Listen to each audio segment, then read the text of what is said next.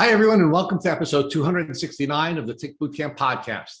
The title of today's interview is From No to Success, an interview with Leanne Pearson.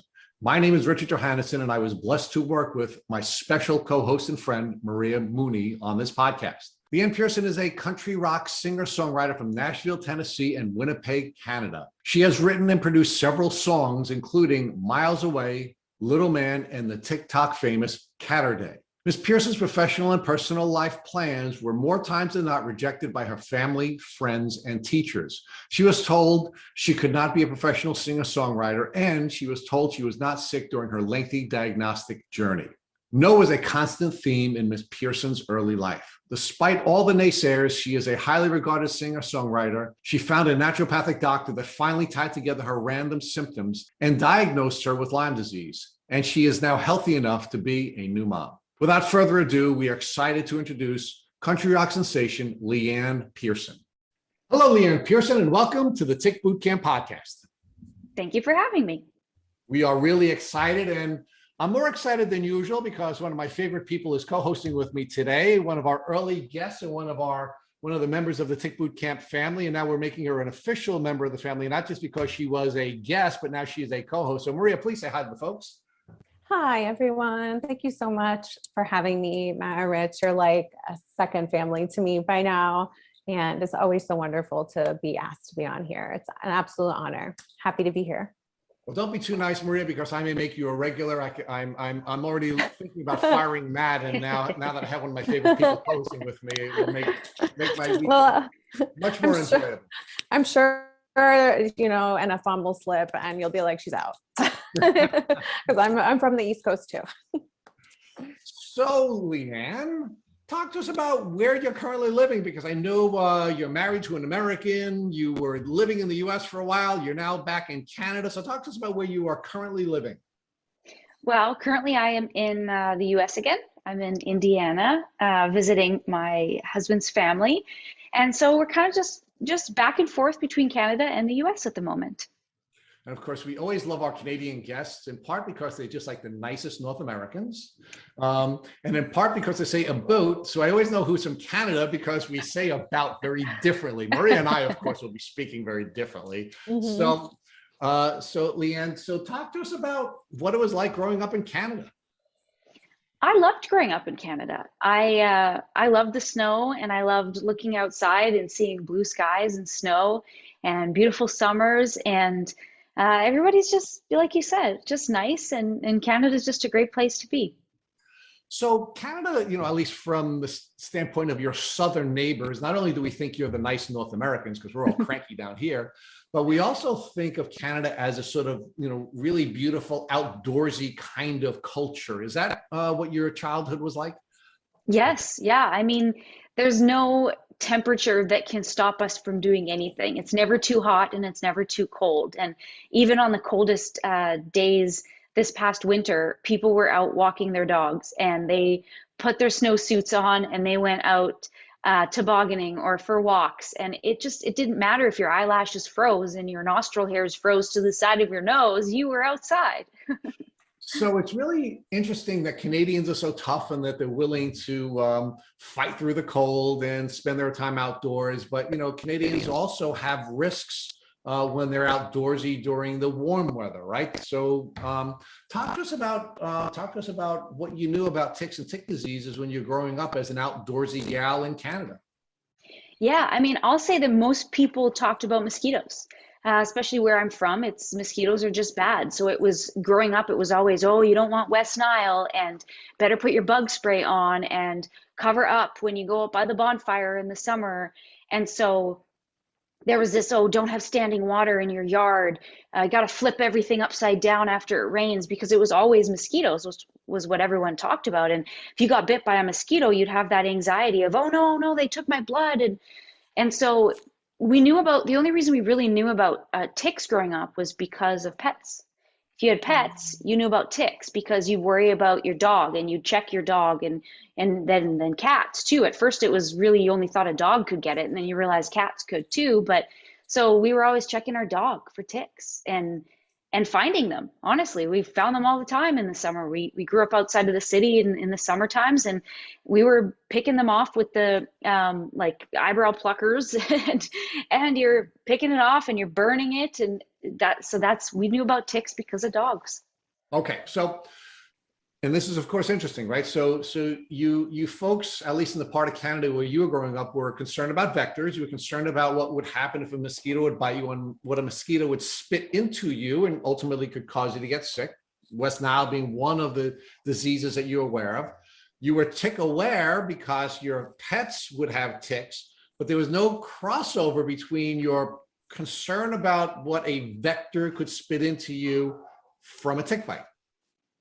100%. I don't even think people really understood that how you got West Nile, and when a mosquito bit you, that they weren't just sucking blood, which was the myth, that they were actually like you could get something from them. I don't think people understood that you got West Nile, they're like you said, it's a vector, right? So I don't think people understood that they're taking something and putting something in. Okay, so let's pause there for a second. So talk about what the educational system was like in Canada. We, as your southern neighbors, generally admire the Canadian educational system. Was it a good system, or we just think everything's good about Canada because we don't live there? I think the knowledge of other parts of the world exist more in Canada than elsewhere, I think, because in the Canadian educational system, we had to learn the US presidents, and we're like, why do we need to know this? And we learned the map of the US, and gosh, do I remember it? No, I don't. When I married my husband, I was like, I am determined. And I took all these like 1-minute tests on the internet so that I could try to name every single state in 1 minute. And I got it one day, but then the memory things, and it's gone. So that's on my to-do list, is I want to go back and refresh all that. But yeah, we learned about other parts of the world, and it was part of, social studies and history class and everything. And then when I started coming to the US frequently and speaking to people, I just thought that was the educational system everywhere, that you learned about other parts of the world. And it just wasn't that way. And I think that's why Canadians are so nice and well-rounded. And, it's not to say other people around the world aren't at all, but we were forced to learn about a wide variety of things.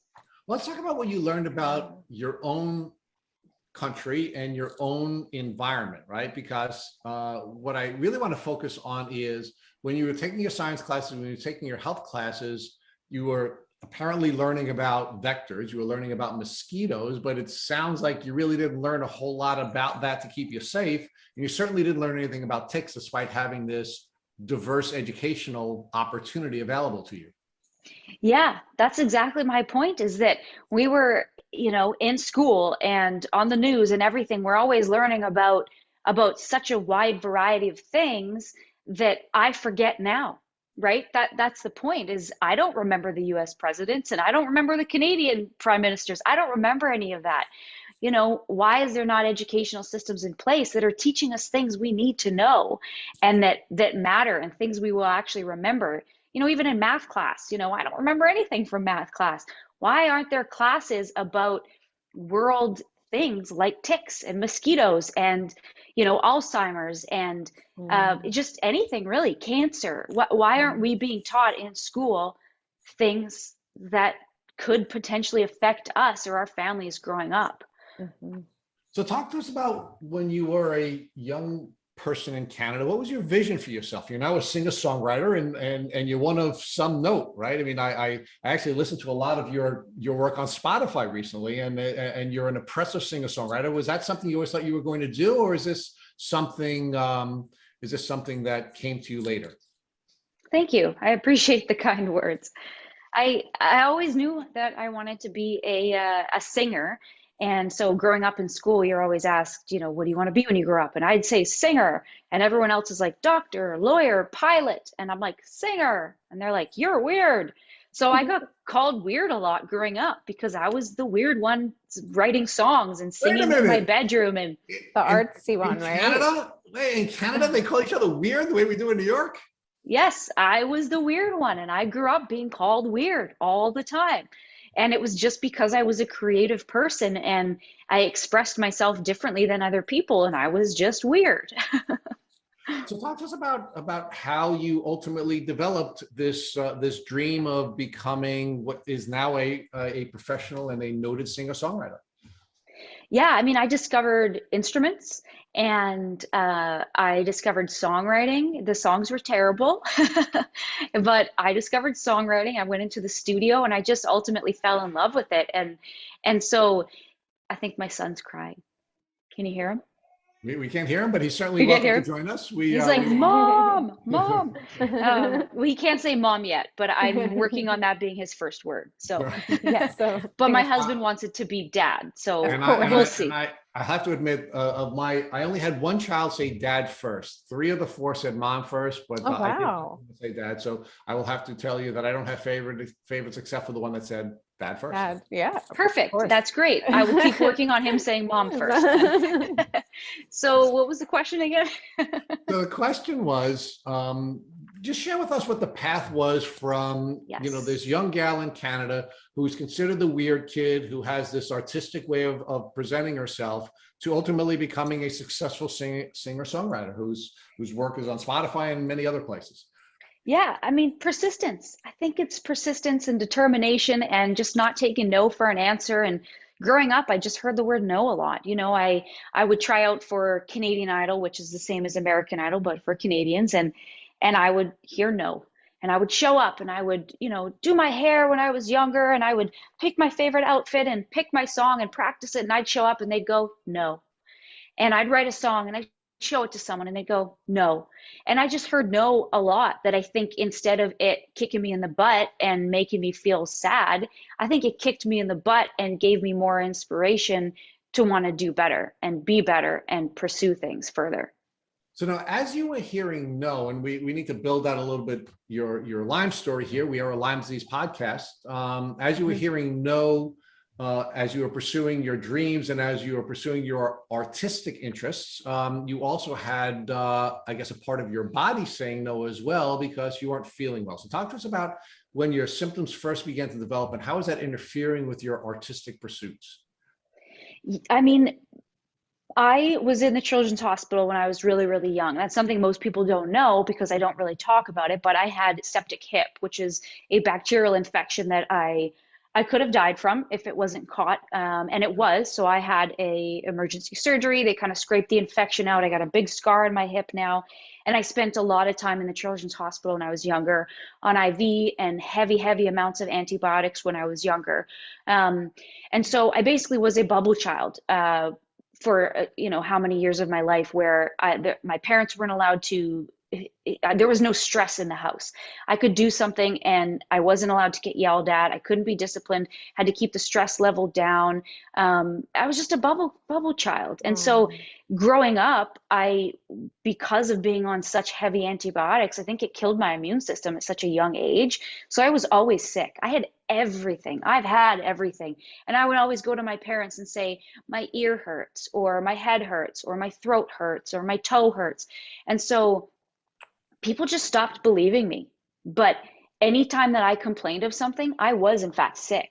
And so I think that, I love my parents to death, but I think that it took me complaining about, one time they'd take me. And then eventually I had to complain 2 times and they'd take me to the doctor. And then it was 3 times. And so that the duration of me being sick just kept getting longer and longer until people would actually listen to me. And so, fast forward till I'm older and I can now make my own, doctor's appointment and drive myself to the doctor. And I was at the doctor's office all the time and I was always sick. And it was always some kind of bacterial infection that involved antibiotics. So I now am resistant to amoxicillin, which is one of the number one antibiotics. Wow. It does nothing for me. Wow.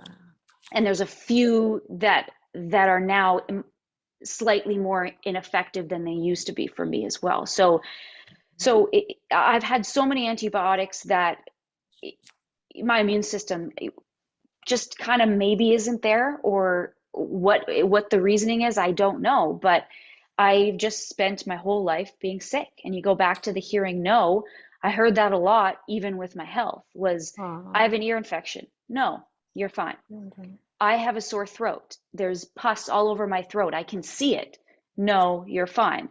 So I just heard that growing up so much that once I got really, really sick, I just kept saying in my own head, no, you're fine. No, you're fine. And I'd go to a doctor and I'd say, this is what's wrong with me. And they'd say, no, you're fine. And so eventually, doctors started taking blood work and basically having a baseline and following all this inflammation in my body and, diagnosing me with all these different things. And I'm thinking in my head, like, there's just no way one person has all these things. There's no way one person needs to see this many specialists. There's no way.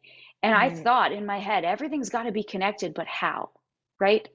And so then introduces Lyme disease, and you realize, wow, it really is all connected. Okay, so now I have a whole lot to unpack. I'm very excited. So let's give folks a timeline here. You said that you were sickly from a very young age, where you had your time in the children's hospital, and then you ultimately were diagnosed with Lyme disease. So what is that window of time between when you first had your time in the children's hospital to the time when you were finally diagnosed with Lyme disease? 25 years, 20 years. It was a long, long time. And did I have Lyme disease when I was really young? We'll just never know, right? Well, I was on so many antibiotics all the time. So if I did have it, those antibiotics would theoretically beat down that bacteria and that infection, and then it would grow again and manifest again. And then it would, who knows, right? You don't know what a young body is going through. Well, let's talk about it, right? So do you ever remember being bitten by a tick? I have had lots of weird insects on me growing up. I was an outdoor child, and I had ticks, and I had everything on me because I just was always outside. Right. So, and I'm not sure that everything is such a straight line, right? Because part of what we talk with guests about is the possibility that they contracted Lyme congenitally, that their mom had Lyme disease and they had Lyme disease their entire life. Now, you sound like you may be one of those candidates because you were sickly for your entire life, that you may have been dealing with Lyme disease your entire life. And because of that, although it manifested in different ways, it was beating down your immune system, and it would present as the problem with your hip. It would present as the problem with your throat. It would present because your immune system was being suppressed by the Lyme disease, right? That's one way of looking at this. Another way of looking at it is that you had a compromised immune system. It could be genetically, it could be because you had other illnesses, and then you got bitten by a tick, and the bacteria took off because your immune system didn't have the ability to protect against it. And I guess it doesn't really matter whether it's the chicken or the egg, but it took a long time for you to be diagnosed. And that diagnostic journey was made longer in part because your family was telling you to suck it up. You had some questions in your own head, and it wasn't until you ultimately became independent and you started taking responsibility for your own care that you were finally able to get a diagnosis. That's exactly it. I mean, as a young girl, and you tell people you don't feel well, and every time you go to the doctor, they go, yeah, she's got strep throat again. Yeah, she's got tonsillitis again. And it seemed to always be my throat that was at a certain, between, I don't know, let's say 10 and the time I had a tonsillectomy, so I had my tonsils removed. From 10 to about whenever age I was, 20 something, it was always my throat because I was using it to sing all the time, right? So not only am I singing with it, but I'm talking with it. So it's the same as if I just do a bicep curl on just my right arm all the time, my arm's going to be sore, right? So it's the same thing. So all of that just went to my throat. And then eventually those tonsils were harboring infection, and the infection never actually went away. So it kept reinfecting itself. Eventually they were so swollen, I had issues. So this is, kind of fast forwarding on into my life with Lyme disease, but I eventually, an ENT got introduced into my life, and we removed my tonsils and no more throat infection. So what was harboring that infection that we knew of was removed.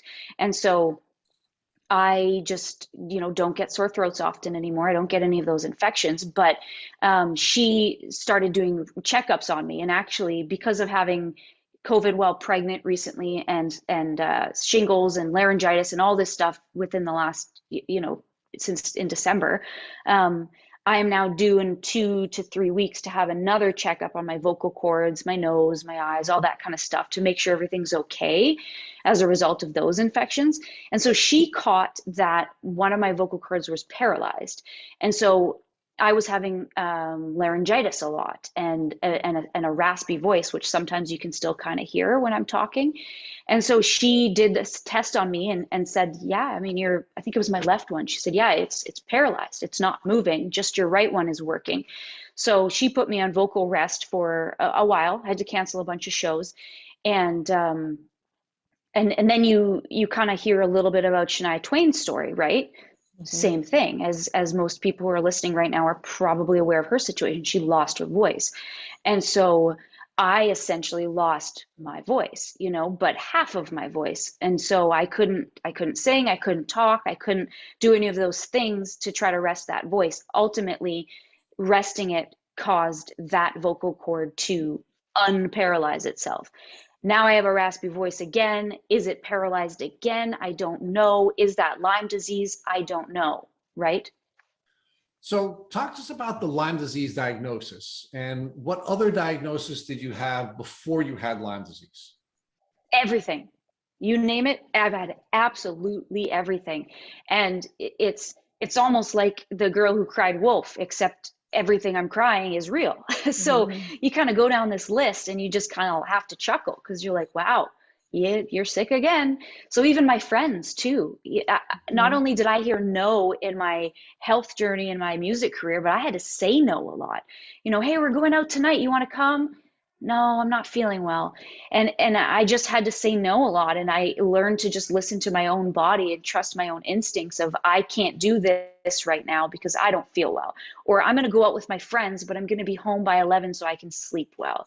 So I had to make all these decisions and knowing I wasn't well, but not knowing what it was. So eventually I got in touch with a naturopath. They're ultimately who diagnosed me, but they diagnosed me because that's their world, right? That's their world. And so I went to all these different doctors and they would just push me here. Let's send you to a neurologist because you have migraines. Let's send you to a dermatologist because you have rashes. Let's send you here to this. And I just got thrown around to so many different doctors till eventually my cell phone is just doctor this, doctor that, doctor that, doctor. You just type in D on my phone and I'm telling you, there's a million doctors. You need one? I got one for you.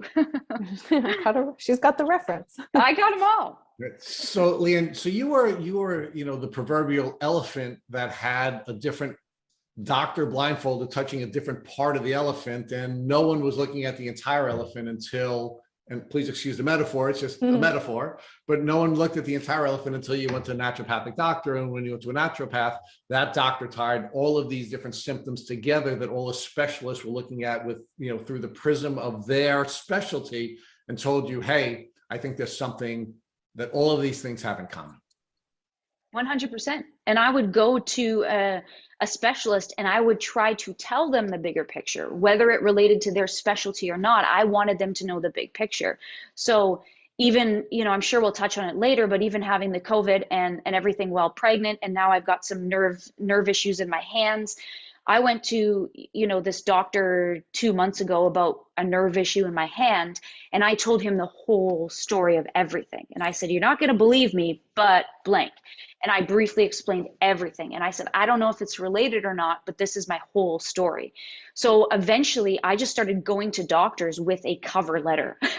And the cover letter had dates and it had blood results and it had everything on this cover letter. And I would walk in and I would hand it to them. And I'm telling you, 9 times out of 10, they never even looked at it.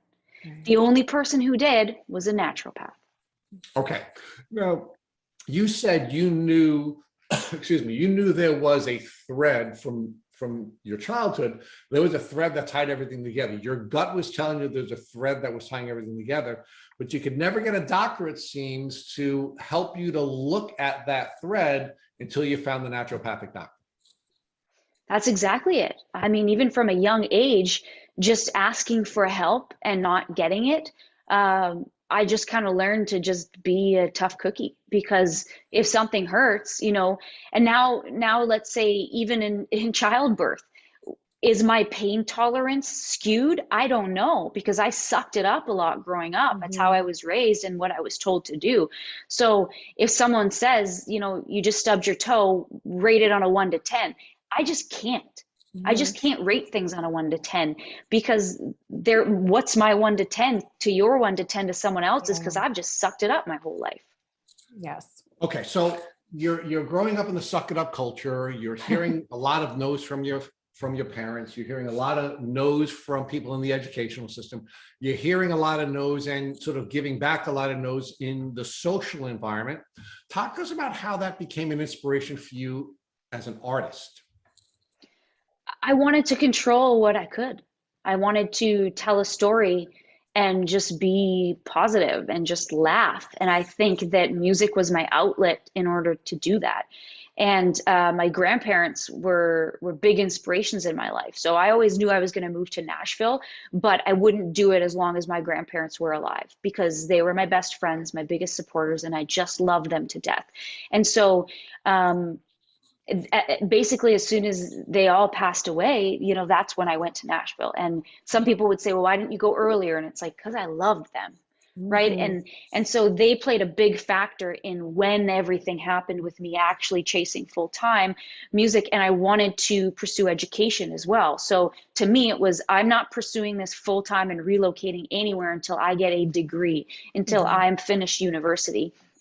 So some of you who are listening to this are in the States, where you call it college, but it's the same thing, just Mhm. university in Canada. And so I chased my education and I stayed with my family when they needed me, and well I could, right? Mhm. Um, and so one nana was blind and one was deaf. And so I grew up seeing two massively different sides of the world. Wow. And so, the blind nana, she could hear my singing voice, but she could never see me on stage. She could never watch a music video.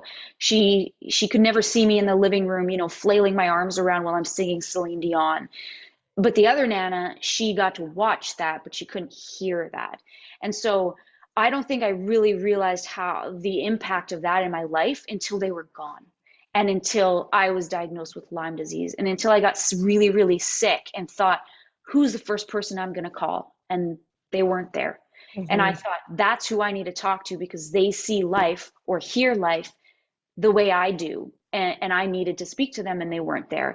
And so there was this moment in my life where it was like music was just my outlet. I wrote about it, and I performed about it, and I sang about it, and it just helped me.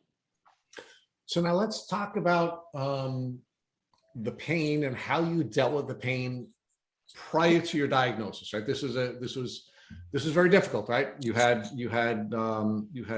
folks calling you a weirdo. You had folks saying no to you. You had folks, you had your social no's.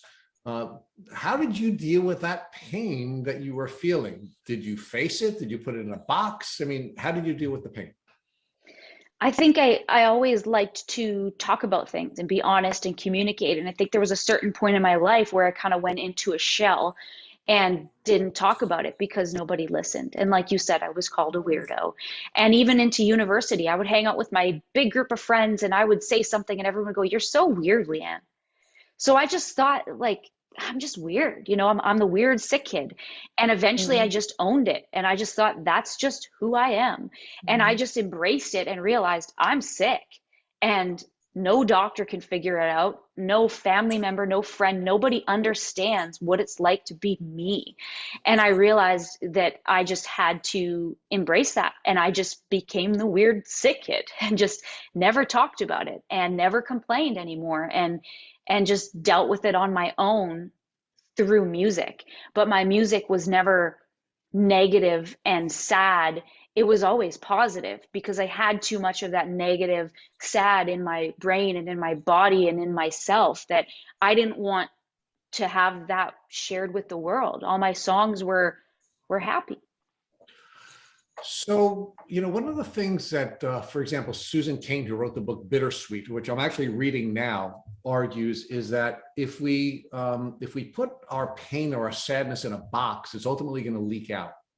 And when it leaks out, unfortunately, because we're not dealing with it, in many cases, we hurt other people. You know, that whole concept of hurting people, hurting people. Did any of that happen to you? Did any of it leak out when you were putting it in the box? Were there any people that you were lashing out at, or maybe even being less than kind to, because you weren't able to have a way of publicly dealing with your pain? I think it's an interesting way to look at it, because it's a box and you close it, and eventually there's so much stuff in the box that what happens? It just overflows, and it's all about how you deal with it. And I think that I just tried to deal with it by not talking about it. And so when I was diagnosed with Lyme disease, I didn't really even know what to do. And my first call was to a family member who I won't mention. But my first call would have been my grandparents, and you know, my Nana wasn't there at the time, and she would have been my first call, but it was a family member, and the family member just said, like, I don't have time for this. I'm busy, and you don't have that. That's not real. But I'm sitting there on the floor sobbing, thinking, what does this mean? Is my life over? Who am I? I just went how many years being sick, and now I know what it is. What do I do? And I just didn't have that support. And so what I did was I turned to social media, which, if we fast forward again to talk, if this kind of comes full circle to talk about what happened recently with my pregnancy and COVID, it was the same thing. I turned to social media because I couldn't get the help. The doctors weren't there. Ultimately, I got COVID during Christmas holidays and New Year's, and there was no doctors readily available for me to ask questions to. So I use social media as a tool to say, this is what I have. Have you dealt with this? Reach out to me. And with COVID and pregnancy, I got a massive amount of people reaching out, sharing their stories and asking me questions. And then ultimately it blew up with me, being on a bunch of outlets and sharing my story. And so it's the same thing, going back to this. I just turned to social media and said, this is what I have. I don't know how to talk about it. I'm not ready to explain to you everything. I did a blog post on my website and said, when I have more info, I'll tell you. But right now, this is what's going on. And so I had a bunch of friends reach out and say, I'm kind of offended that you posted about this publicly without calling me and telling me.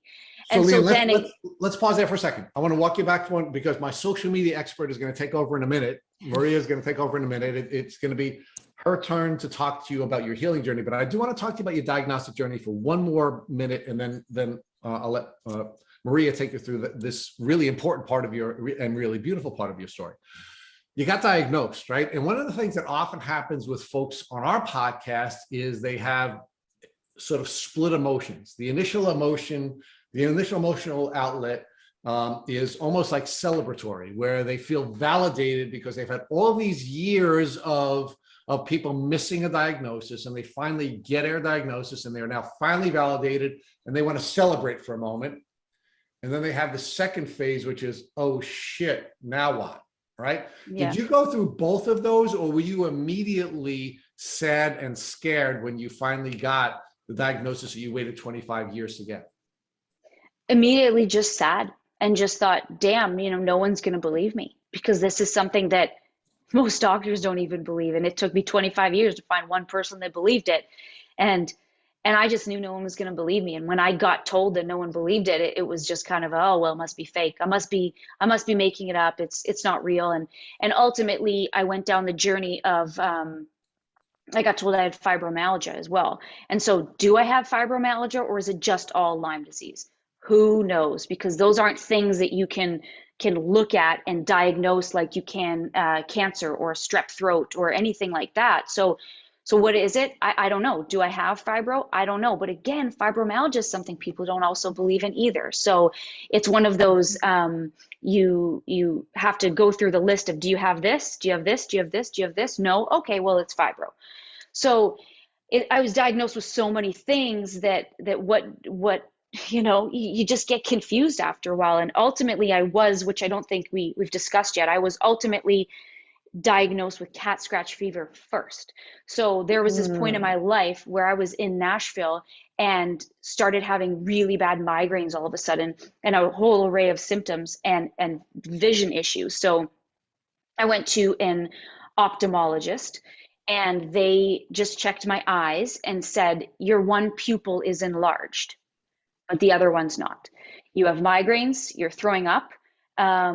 I was presenting with a brain tumor. So they were convinced you have a brain tumor, you have a history of high prolactin, which Wow. also indicates a tumor, and you have inflammation, a history of inflammation in your body.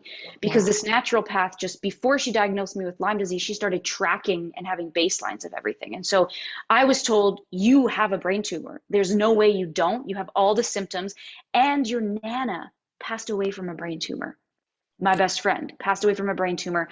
My uncle also had a brain tumor. So at this point, I go home to this place I was renting in Nashville by myself, no family, no nothing, and just go, wow, I have a brain tumor.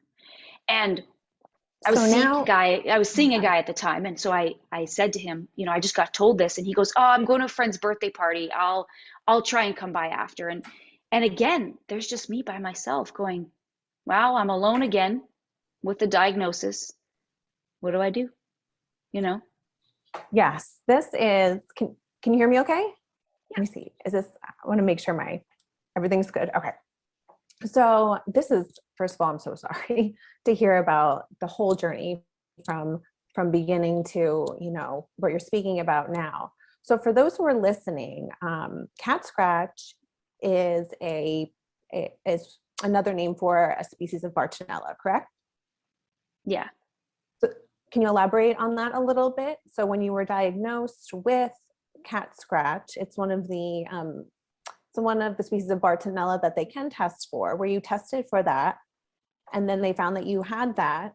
And so you went from feeling like you had something similar to a fibromyalgia, all these different diagnoses, to now all of a sudden being alone in a place that you don't really know that well, thinking now I have a brain tumor. So it went from Yeah. fibromyalgia to Well, brain tumor. So that, it started with the cat scratch fever. So all of this okay. started with everyone thinking I had a brain tumor. So I had been sick for how many years? I relocated to Nashville, was renting a place, and ultimately started having all these eye symptoms. Found the enlarged pupil. Eventually, I got an MRI done.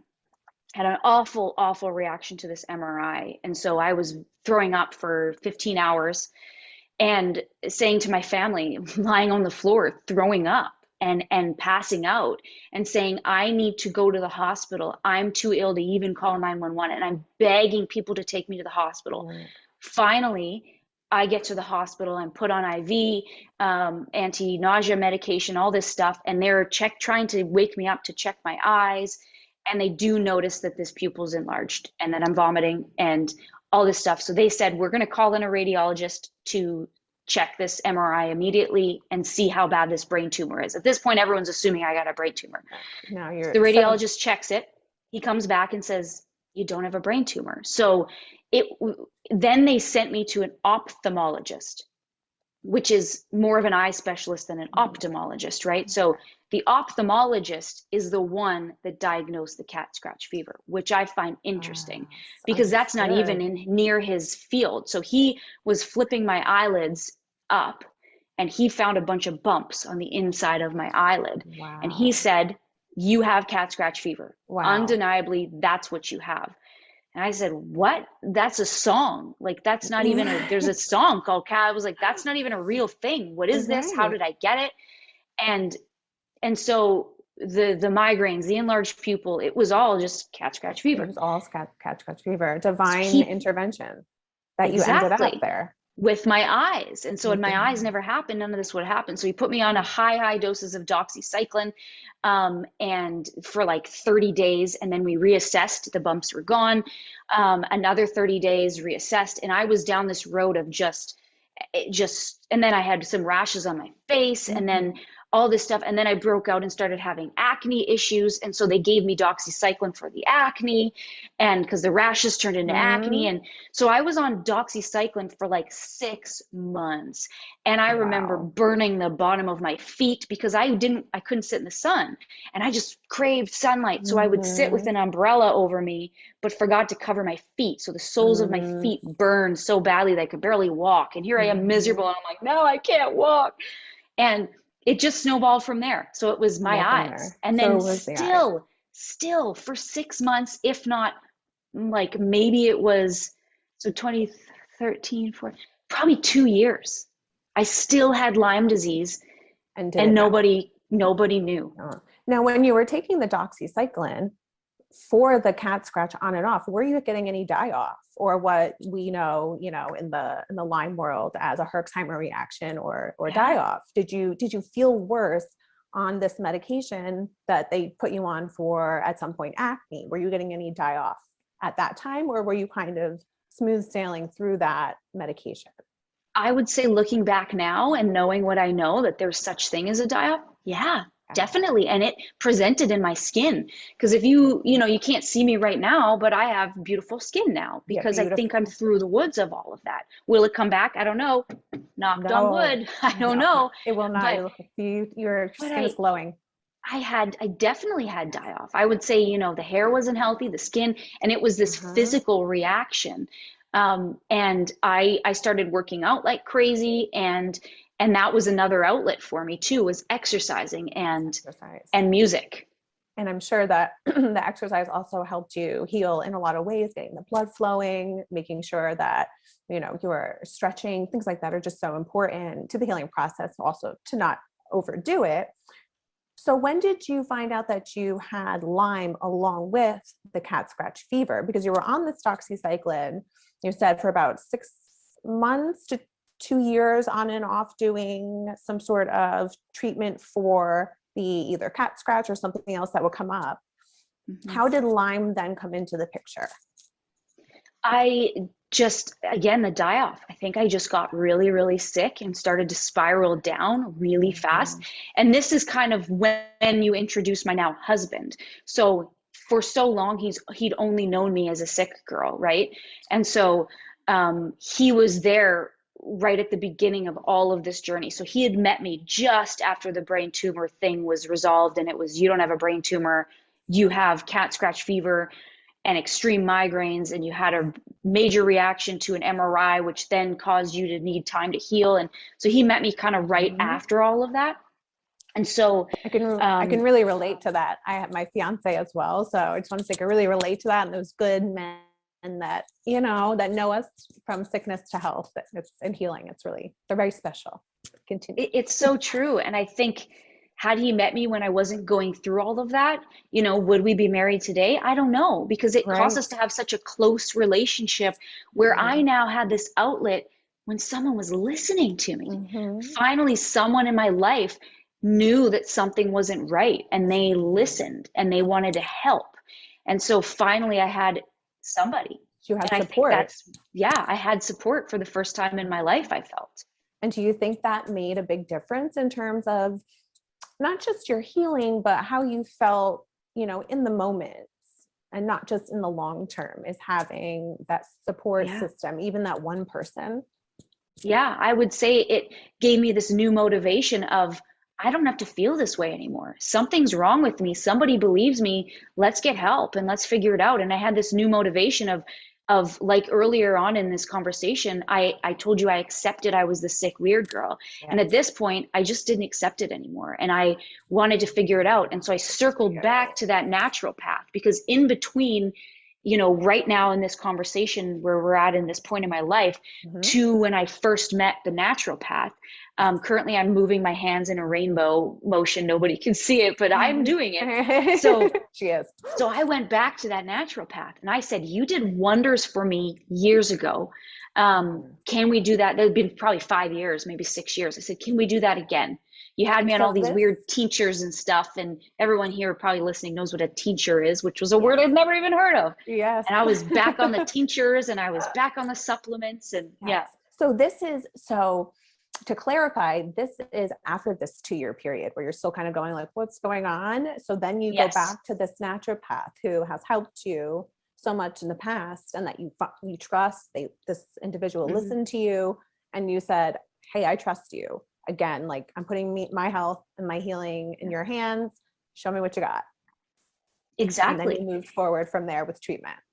And I regretted stopping going to her, because I had so many people in my life, family, other doctors saying, oh, they're hokey, don't trust them, they're just hokey, those teachers are just full of water, and they're not, they're just taking your money. And I had heard that for that 5-year period. So eventually I just stopped, because I went, well, maybe they are just taking my money, and maybe it is just hokey, and maybe I'm just meant to be the sick girl. And so meeting my husband, just made me, we laughed so much together. We had so much fun. And it was just like, So I healing. want life, I choose life. I choose myself, and I choose life. Yes. And that's when I went to her and said, fix me. So meeting your husband was a catalyst to bring out, he really validated you, and it brought out this new feeling of, I deserve to be healthy. I deserve to be heard. I deserve to have a good life. And you moved forward with this doctor. So what treatments did you do with the naturopath and beyond that? Did you try basically everything? Were there specific things that really helped you, like top 3? Did you go from the yoga to the green juice? Was it the whole gamut? It was everything. I'm telling you, it was absolutely everything. People And listening so, understand what that means. Like the Lymeys who hear this, they're like, yeah, because when people ask, you go, what? I got to run down about 120 lists, Yeah. like from the smallest things to the biggest things that you're really doing. It is such an all-encompassing thing. So what were those things for you that were and that really helped you? Yeah, I would say everything. And so what we kind of started to do was treat the symptoms so that I could start to get better. So we knew that, the B12 was good for energy. So we did that. And we knew magnesium was good for the muscle aches and the migraines. So we did that. So we started coming up with a plan of like, let's kill this bacteria off because we know you have it, but let's also treat the symptoms so you can get back on your feet. And so even when the blood tests came back as positive, and even then my numbers were not through the roof positive because I was on doxycycline for 6 months. So had I been tested then, my numbers would have been through the roof. And I just wish I had that, because like you said, my husband validated me, and I just wanted validation from everyone. I wanted to show them a piece of paper with large numbers and say, this is true. You can't deny this. But what I had was medium numbers. And the naturopath said, we've caught this, but early enough. We've caught it early enough, but it's been going on for years, because God only knows what your numbers were before this doxycycline, before all those rounds of amoxicillin that your body now doesn't respond to. And all that die-off and all the die-off. She just said, like, you've been living with this for so many years. I can't even give you a timeline. And I went to my regular doctor, because again, everyone in my life was like, Lyme disease isn't real. Look at your numbers. They're just middle of the ground. You don't have this. They said, you got to see a medical doctor. So I went to a medical doctor, and I said, just test me. I just want to know, just test me. Tested me. Yeah, I came back negative, because once I started sharing my story and talking to other people who know they have Lyme disease, are coming up negative on the medical system's blood work, because the threshold is so low. And so you come up negative, but you have it. And so that made me angry. And so I wanted to start sharing my journey and saying, if you think something's wrong with you, go to a doctor. If that doctor doesn't believe you, go to another doctor. Tell people, scream and shout, because you are your own advocate, and you know if you're sick. And just because a blood result is negative doesn't mean you're not positive, because it's a threshold that's set, right? Who's choosing this threshold? It needs to be lowered so more people know. and updated. And, Yeah. Matt, Rich, we always talk about, all of the dealings behind the scenes and all of that. But, while we're doing that, we're also treating. So you mentioned, I believe I was reading something about ozone, that ozone was super helpful for you. Tell us a little bit about your journey with ozone, because I know I personally, in my treatment, have a very similar story to yours, misdiagnosis, very long time. Ozone I haven't done yet. I'm kind of leaving that for the very end, but I'm almost to the end. I've been in treatment for 7 years. So as someone who is gratefully co-hosting, but also is someone who's finishing up a treatment, tell the listeners and myself a little bit about your experience with ozone and how it's been so helpful. I think by the end of this conversation, I will probably have you convinced to try it. I'm so Because excited to hear. my story with ozone is, again, unbelievable. I would say my story throughout my life is also unbelievable. Never mind the last year of my life, what my husband and I have been through with, the birth of my child and COVID during pregnancy and all that kind of stuff. I think that my ozone journey is the same. It's unbelievable to the point that people just, again, I'm the girl crying wolf and making stuff up, and I'm the weird kid. It goes circles, all kind of comes full circle, where everything I do in my life is unbelievable. So I got home unbelievable, but maybe you are just that fabulous, that you are one of a kind. I'm just saying. Go ahead, continue. I would love that. I right? love that. Hey, yeah, you are one of a kind. We're all one of a kind, aren't we? Right? That's why podcasts like this absolutely. exist, because everyone's story is different and you learn from everyone, right? Yeah. And so the ozone treatment, yes, the naturopath said, let's try all these tinctures and all these so-ons and doohickeys and do-whats, and I tried it all. And she said, let's try ozone. And I said, well, how does it work? She said, well, we're going to put it in your arm. I said, well, how big is the needle? Because I have tattoos, and again, you can't see me, guys, but I'm throwing my arms up to show you. I have about 7 tattoos, just high pain small tolerance. things. No, but I should have a high pain tolerance to needles. But once I started being the sick girl all the time, I could tolerate the needles from tattoos, but I couldn't tolerate the needles from blood draws, because I had so many in my life, so many IVs, the colonoscomies and all the tests for everything, right? They all involve blood draws and IVs. And I just had so many in my life that I just said, I don't want another IV, because how many times do I have to come in? Multiple times a week. Now I don't want an IV. How big is the catheter and the needle and all that stuff that you're putting in my arm? I want to see it. She showed me and I said, that's not going in me. No, I don't want that. Wow. I have tight veins. And so when I have to go in to get an IV put in, which has been too many times in my life, I'll tell you, it takes them an hour minimum to find a good vein. Oh, wow. And because my veins are either a process. And so I just said, you're not fitting that thing in there. I'm sorry. What are my other options?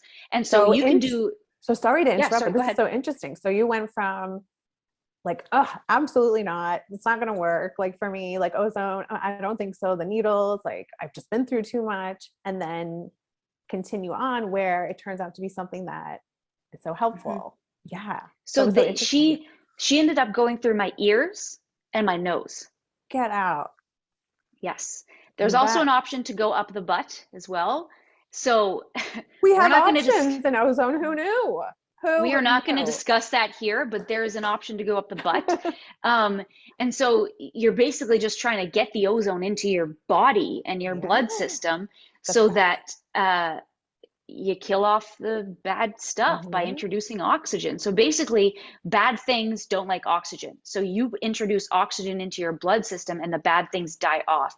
So one thing she said to me in about 2010 or whatever it was, 2009, when I first saw her, was cut out sugar. You have inflammation, cut out sugar. So this again came full circle back to the Lyme disease, cut out sugar. And so the first thing I did was try to eliminate the inflammation in my body with what I could do at home, cutting out sugar. So diet, the tinctures, we had the vitamins, we cut out sugar, stopped drinking alcohol, which I'm not a big drinker anyways to begin with, but a glass of wine at night, whatever, it all is just inflammation. So the point with the ozone is that it just kills the bad bacteria in your body because it Bacteria. can't thrive. And so we introduced the oxygen into my body, and not through IV. Haven't done it, don't want to do it. If I really need to one day, I will, but I've just had so many IVs, I don't want to do it. But just if you're listening, I'm not telling you not to do it through IV because I believe that's most effective. And I, even in my journey through this, I saw people walking in and out of the building with the bandage on their arm because they'd just done it. So, so just entertain the idea of ozone, however you find you need to get that into your body. So how often did you wind up? Did you do a series? Did she have you do a specific series? Did she prescribe you something that she kind of knew, like, this is what my typical Lyme patients might need, or did you go as needed? So she was new to the ozone world, but she was working with a doctor who was very heavily involved in the Lyme community. So he was going to conferences and stuff like this to learn about Lyme disease. And so this was back in 2015 when ozone was kind of, I would say, new. Is that fair to say? Yeah, Sort and of. definitely to traditional medicine, it still is new, right? So a lot newer, you know, whereas now people are kind of talking about it, but afraid to try it. And so anyways, I tried it, and what we decided that the ears and the nose and stuff would be okay because a lot of my symptoms were head related with, you know, the brain fog and the migraines and stuff like that, and changes that way. So we did that. And I will tell you, the second I walked out of that office, it was fall. So trees were orange and yellow. And I walked out and I was just like, whoa, the colors were different. Brighter? Oh, And wow. I'm telling you, I'm sorry for swearing, but you just can't make this shit up. No, you can't make And this shit nobody up. believed me. Not a single soul believed me. And I'm telling you, I looked around. The grass was green. The sky was blue. The trees were colored. And I just was like, holy F, is this what I've been missing? Right. And it circles back to my Nana. You know, I get goosebumps talking about it. It circles back to my Nana who was blind. And I thought, I could have been living with these colors. And This she didn't whole even get the time. choice. She didn't even get the choice because she was blind. She didn't even get to see these. And I could have been seeing this my whole life, and I didn't. So basically the way I can explain it was like someone took a squeegee and just went over my eyes, and I saw. And then I went and got more treatments, and I saw. And you saw more. And so for my first two treatments. Die-off though at all with the ozone, or were you ozone made you feel a little bit better? You did have die-off. The ozone treatments, you just need to take it easy. You know, it's so long ago that I don't remember exactly, but it wasn't bad enough that I'm sitting here going, oh my God, I remember how I felt that day. Because the migraines and all the other symptoms were so bad that finally feeling good, it didn't matter what the die-off was. It's worth it. So of course, right, worth it. And did you do anything extra? Like, did you find anything like was really good for the die-off during ozone, or was ozone enough for you at that time? Like in terms of Herxheimer reactions and how you kind of managed that part of it so that you could keep going, because managing symptoms is so important so that you could keep moving forward. Yeah, it's exactly that. It's just everyone's die-off is going to be different, and you just have to manage those symptoms. So as they pop up, troubleshoot, and what do you do? Talk to your naturopath or whoever you're working with and say, this is what I'm having right now. What can I do? And so I just kind of treated each symptom. And I found that being positive was the main thing that helped me, because at this point there was no die-off that was as worse as what I felt before. So to me, the die-off just didn't matter. That's why I can't really recall any of it to you right this second, other than the things that, like the skin reaction, right? Yes. That's something that was physical that I could see. So anything internal was not as bad as what I dealt with before. Right. So for you, you finally were feeling a little bit better. So it was just part of the game, as everyone out there listening with Lyme disease knows.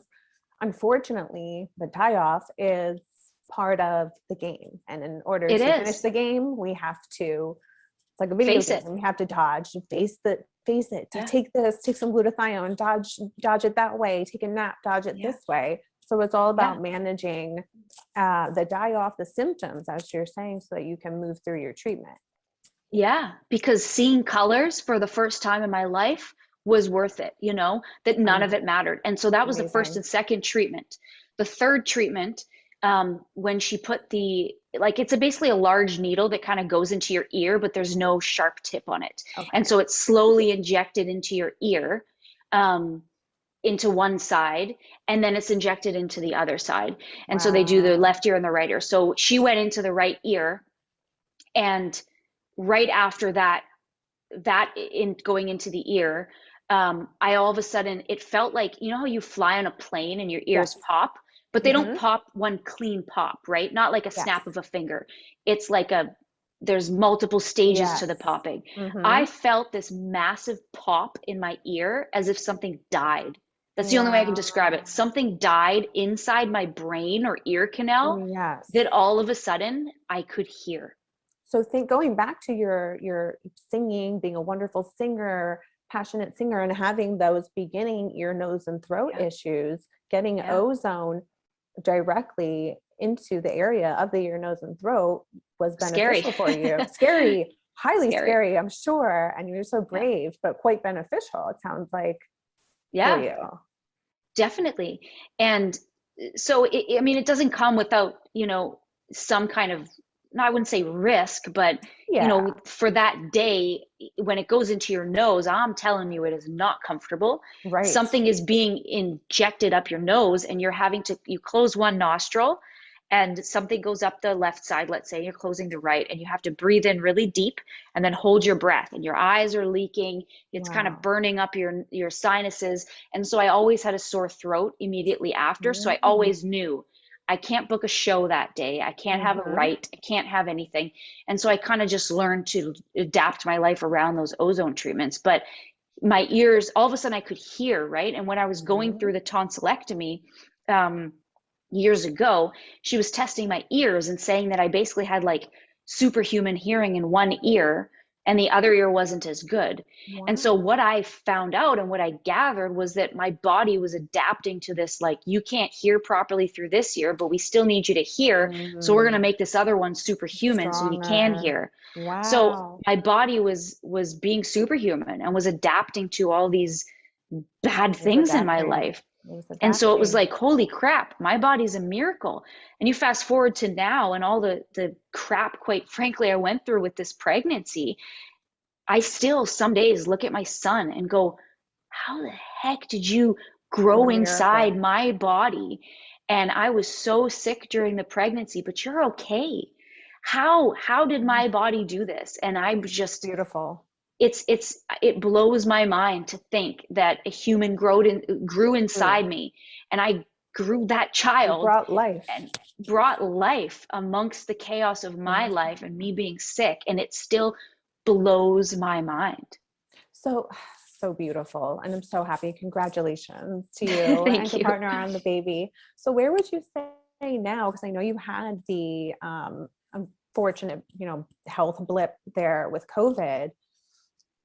It seems like you're able to work because you're back to your music. Where would you say, like, percentage wise, you feel like you are based on maybe your worst time? Would you say you're like 80% better, 90%? Maybe some days it's different.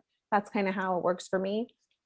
Yeah, some days it's different. And I think that being pregnant, and I'm not trying to tell anyone out there, if you have Lyme disease and you want to have a baby, like, don't not have a baby because you have Lyme disease, of course, because it's a hurdle that you have to go through, because being pregnant with Lyme disease is not going to be the same as being pregnant without Lyme disease, because ultimately your body has more hurdles to jump over every day. And every time he grew inside my belly. Every time he grew, it sucked more energy from me, and I had to eat more food and nourish more. And I just had to be different and treat my body differently. But so it was a hard pregnancy. And I think that right now I'm recovering from that pregnancy. Yes. And so what I have going on right now in my wrists, I haven't been able to play music. So I haven't touched an instrument since November, December. So I played a little bit at an airport, there was a piano and I played because I just felt the urge to, but I've seen a lot of specialists about it. And so I have some nerve things going on in my wrist, which is a mix of, I just so happen to be in the age range and pregnant, which put me in the risk category of getting de Quervain veins, which is a specific wrist and nerve kind of symptom. Plus maybe some carpal tunnel from the shingles, which is neurological, plus stack that on top of the Lyme disease and the maybe fibromyalgia. I had this perfect storm even Bartonella, those cat scratch. For me, the Bartonella was giving me like the burning pain that I would have in my extremities. The nerve pain, they would call it, is related to Bartonella more than anything else, and in my feet as well. Yeah. So that's what I was going to say, right? Was it all Lyme disease? Was it that my body just wasn't meant to be pregnant because I'm the sick, weird girl, No. And so I had to work. Women's bodies are amazingly strong. They're amazing. That's the point, is they're amazing. Yeah. And had I not been positive throughout it all and cutting out sugar and exercising and forcing myself to be healthy during this pregnancy, I probably wouldn't have done it. I mean, I haven't yet told my story about the labor and delivery, but I almost died during it. It was a very, very bad labor and delivery. And I can't help but think not one break you're catching, but you're still positive. That's why the doctors they just go, what? You deserve some good luck. I say, yes, send it. Yes, send it. I hope people are taking away the positivity that you do bring, because I think that you have a beautiful balance. There's a time to be upset, and there's a time to take action, and then there's a time to be positive. And it seems like that's helped you tremendously. It has, because without the positivity, I mean, I would just be living in a rock, under a rock in a corner, crying all the time, because you have to look and go, wow, I see a green tree out my window right now. And it's like, man, I never really saw that green the way it was, or I just birthed a child, Right. And so you just kind of think like your body is an amazing thing. And if you want to get better, that you can, despite hearing no. Because there were times, like even with my husband, like he's been through the ringer too, right? Because my mind wasn't right. I was having trouble communicating the same way that you guys had mentioned earlier, right? Yes. So I would say something to him, and I would say, for example, I had a Band-Aid on my finger, and I would say to him, I have to go change my battery. This is just one example, because him and I laugh about it all the time. I have to go change my battery. He said, the battery in what? I said, my battery. And he said, in what? In a car? In your phone? No, my battery. You know what I mean? My battery. And I started to get frustrated because I kept trying to say Band-Aid, but battery was coming out. And I'm thinking, why am I saying battery? But I'm thinking about a Band-Aid. Eventually I pointed and I said, battery. He goes, Band-Aid. And I just sobbed. And I just said, why can't I say it? Why is this happening every day? And he just watched me struggle with, there was points where I would try to walk through a door and I would bump into the corner of the door because my depth perception was off. And I would try to make dinner and I would take the pot lid to go put it on and I would drop it and it would break. Yes, and I would be on the floor crying. And so he watched me struggle so much that he went through it too, because he was trying to be strong for me, and he would get frustrated when he didn't know what I was trying to communicate to him. And I was frustrated. And so he was a catalyst. Those are the small things, right? And he was the catalyst in it all. And that's it, is him and I just realized the small things in life, like that's what matters. We'd been through read my mind. hell and back together. I was going to pose the question, like, because you're talking about how the colors are more vibrant, and you can say what's on your mind. You can, it comes from the mind out your mouth. Yeah. How do you look at life now? How does life feel and different? You have a beautiful baby from from almost your whole life being sick and having to deal with something, and now coming around the other side and having a healing. Yeah. Is life different? What did you learn? What are those special things?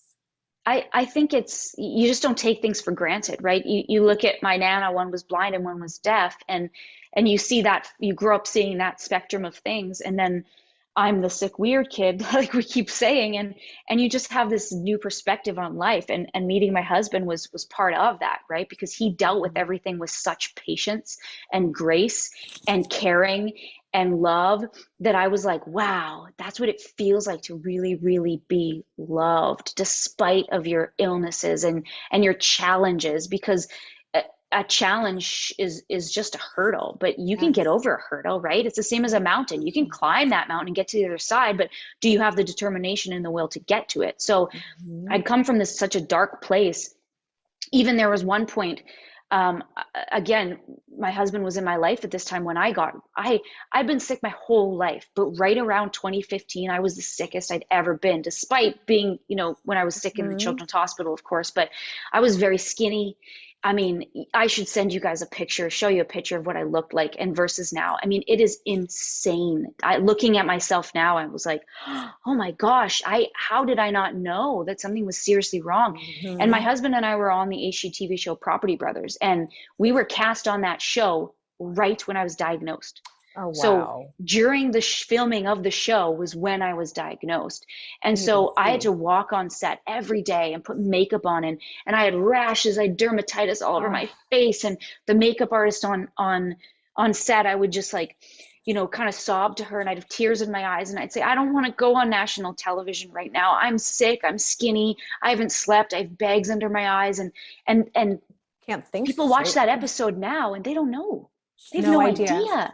Because I was still happy, It was getting in front of that camera that took every single thing I had inside my body. Hours. And I would cry. And this makeup artist was going, you're beautiful, Leanne. People would kill to look like you. And I said, but I don't want to look like me right now. I don't want to be me right now. And so as a woman, I had to. You have appreciation now for your beauty. Yes. I'm sure that you maybe took for granted, or looked in the mirror and said, I don't like this, or I don't like that. And now, now you have an appreciation for my eyes. I use them to see.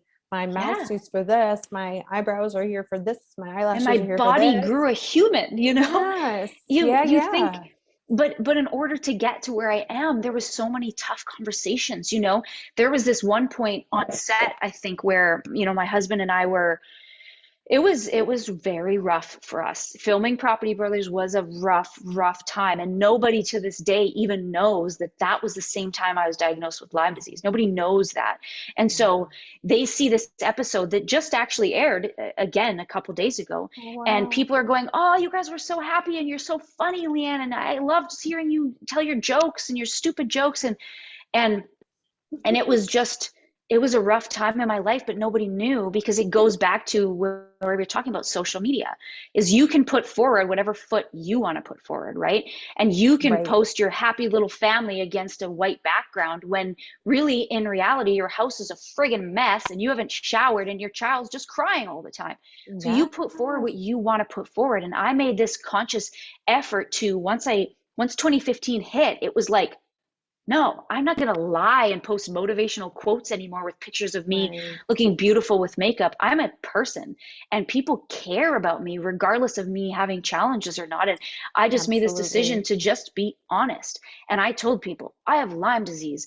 And I said, I have this and I have that. And once I got pregnant and had shingles and COVID, I said, I have this.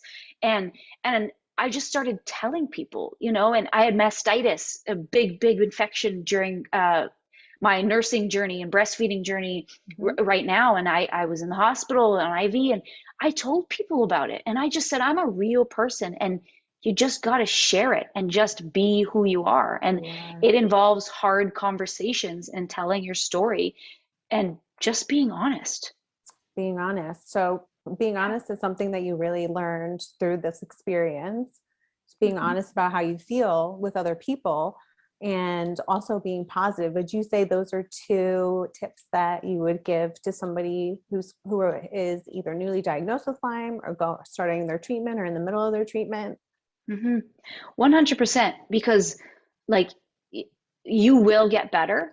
What is your better compared to my better, compared to someone else's better? You can't compare your journey to anybody else, whether that's like I just said, somebody you watch on social media has a perfect, happy family. Well, maybe they don't, Mhm. they always have makeup on and look perfect in their pictures. Well, maybe they just do that before they take their pictures. Exactly. Somebody who tells you they have Lyme disease, but all they're posting is pictures of them working out and looking healthy. And you're going, I wish I had the energy to do that. You don't know Just what's one behind the moment. scenes. It's Mhm. one moment in time that they're capturing, and maybe they took 500 pictures to get one that they liked of themselves. So Mhm. I would just say, like, follow the people on social media that inspire you and give you motivation, and unfollow the people that don't give you that motivation, because that's something Great. that, quite frankly, we all look at every day. and Yes. and and if you don't, then maybe do it. Maybe add Yes. social media into your life, because there's people Right. out there that can motivate you and start conversations just the way that I am and trying to do. um, and and it's just to be positive, because you will get better. It will take a long time, because I got better, and then I Yes. got pregnant, and then I got worse, and now I'm back on the Mhm. journey to get better. So I But think but that but one more thing first was, during that journey of me getting worse during the pregnancy, look what Mhm. I got out of it.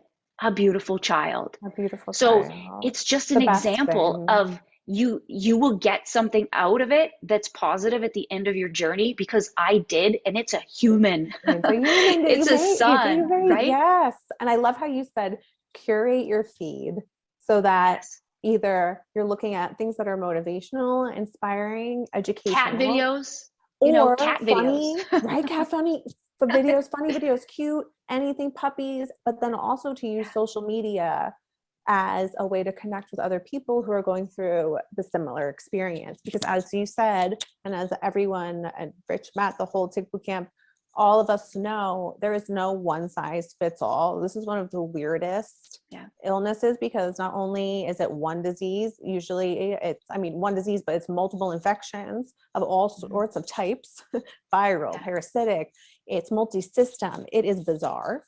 And it's It's all avenues of your body are affected. it's a Your pinky full-on toe up to your mhm, left ear to your right eye, a full-on everything. assault of the Yeah.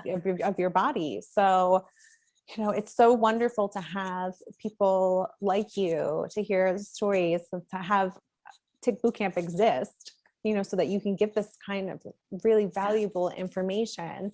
And another thing I know that Rich and Matt always like to ask is, what advice would you give to somebody who just got bit by a tick or found a tick on them? If they're being bit, where do we go from here? Yeah. I mean, it's a just trust your instincts, and if you think something's wrong with you, it probably is. If you don't feel like yourself, then you probably aren't. And if Mhm. you're worried, there's no harm in checking. And if you hear no, go to someone else. If they tell you Mhm. no, go to someone else, and just keep hunting, and seek out people who have the same issue. So even me posting about COVID and pregnancy, people reached out to me. Some girl from Australia reached out to me. And then there was a Wow. girl in England. We're not just talking on your own continent and your own Mhm. country. If you put it out into the world that you're dealing with something, people will find you. And in turn, you can find them. So go straight to the source, to people that are dealing with or have dealt with what you've dealt with, and ask questions and learn that way. Because I love that doctors, answer. thank you God for doctors, right? Because they have healed so many people, but they're not the end all be all, because Mhm. sometimes they don't know. Their knowledge is limited to what they learn from other Mhm. people who have knowledge. But Right, the who real set this knowledge knowledge? comes from people who have been through it and can Yeah. give you, cat's claw, for example. I took cat's claw for a while. It just didn't do anything for me. And And some people are so, annihilated by it.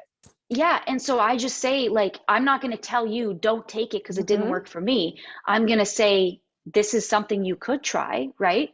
And But if it even on doesn't my, work, don't freak out, because there's so many other options.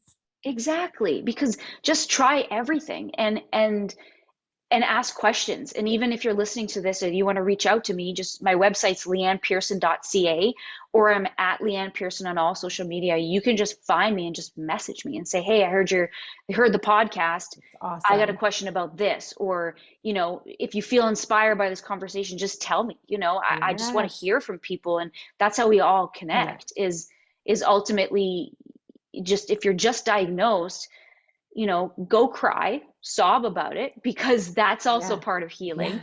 And then figure out how to be positive. And if that means a 10-minute walk outside to get fresh air and some sunlight and vitamin D, then just do it every day.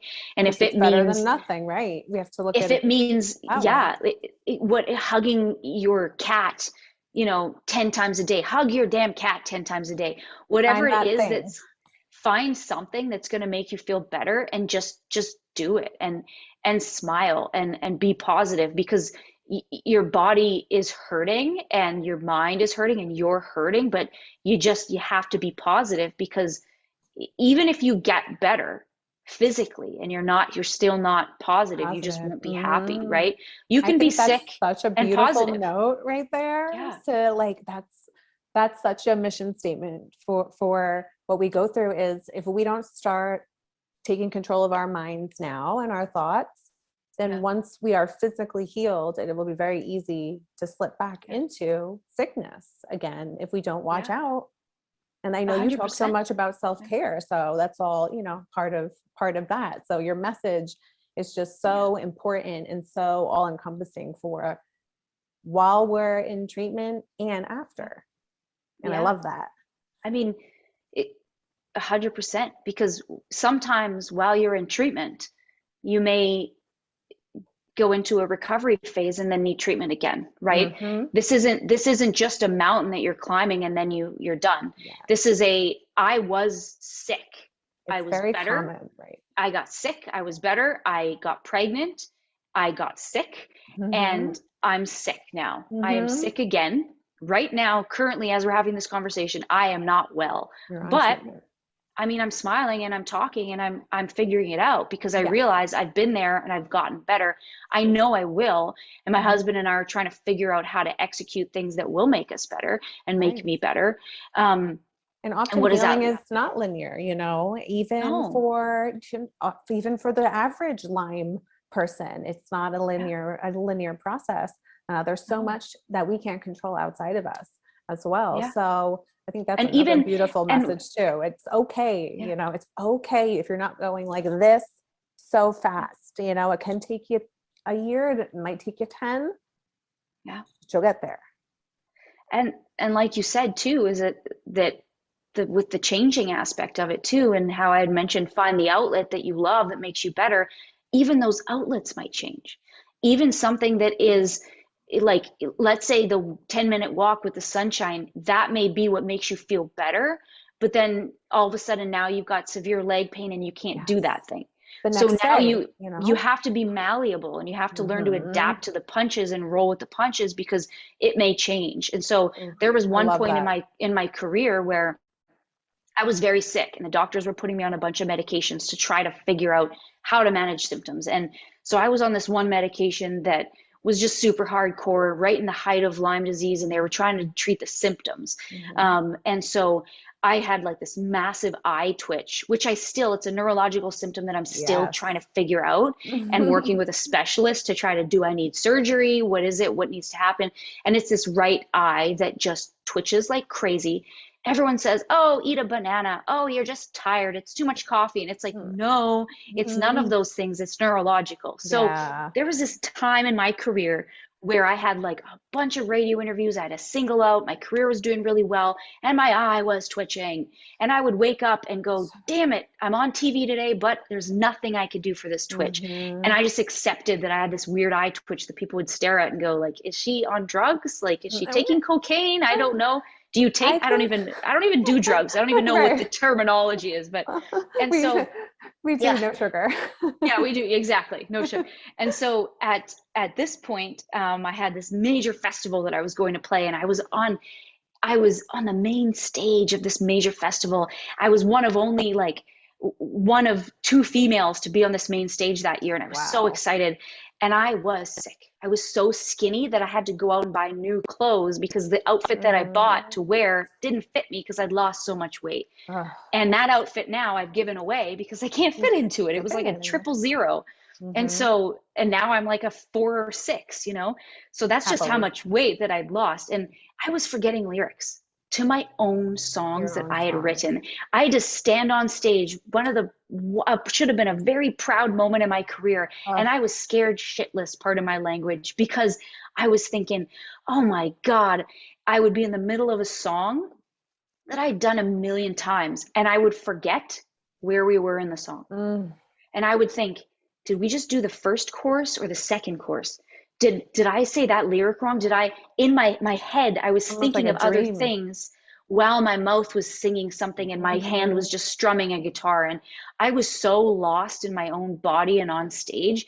And that was a moment in time, right? To me, in that moment, it Yeah. felt like the end of the End of the world. And world. I was so embarrassed. So what I said on stage was, nobody really knows this but blank. And I just told people, I said, Uh-huh. I have Lyme disease. My brain doesn't work. I've just forgot lyrics to 2 songs that I wrote and I'm embarrassed about it, but that's my life. And And that people takes the came up to power me. away from that feel. That takes the power That's away. exactly it. It took the power away from Lyme disease Mhm. because now people went, oh, she owned it. That's Oh, what it's she has. okay. That's what she's got going on. No big deal. Like, Instead of, yeah. oh my God, she forgot the lyrics on stage. Ugh, Or is that's she on so drugs? horrible. Or And people came up to me afterwards in the autograph line and hugged me. And they I'm said, thank you for sharing sure. your story. So I I'm took sure the they knew power people with away Lyme as well, and and I for you heard to their stories. and Yeah. for you with your platform and your singing, it gives you it puts you in such a wonderful Yeah. place to help other people. Yes. So I went from this person who was forgetting lyrics to her own songs with a mad eye twitch on a bunch of heavy medications to what I am right now, going, that was a blip in time. So if you're listening, like what you're going through right now may feel like the end of the world, but it's just not. It's just not, because you will get through it and it's going to be a speed bump in Mm-hmm. the scheme of things, because once you are better and you see that blue sky and the green trees, and you may have a son or something down the road, or a husband like me who is Something to look understanding, forward to. you have things to look forward to, and you just can't just give up because there's Yes. a challenge and a diagnosis, Yes. right? Yeah, I absolutely love that. I love the positivity that you bring. And I love the fact that, which is something I had to learn, and it took me quite a while, is to roll with the punches. That's so huge. Anyone listening? So huge, because the punches are going to be different every day, and there might be 20 in one day. So you Yeah. just gotta roll with them, or else you're just going to be stressed and put a dampen your healing. Yeah. And So I think too is that good and bad can exist at the same time. So just yes. because you have bad in your life doesn't mean you can't have good. So look at me with Property Brothers.